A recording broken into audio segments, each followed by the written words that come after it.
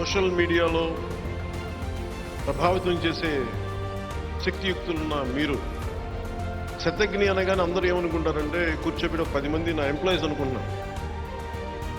శతజ్ఞి అంటే జన సైనికుడు, ప్రతి ఒక్కడు, ప్రతి వీర మహిళ,